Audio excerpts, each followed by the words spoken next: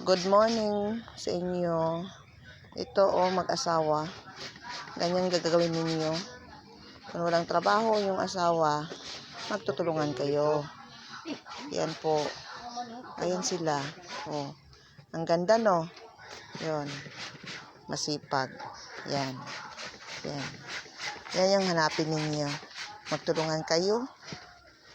Hindi lang puro kayo away. Ayan ang ganda. Yan. Ang ganda nila no. Naglalaba. Yan. Marunong kayo maglaba. Ang galing pang lalaking maglaba. Yan. Ganda magkusot. Yung asawa niya tingnan mo.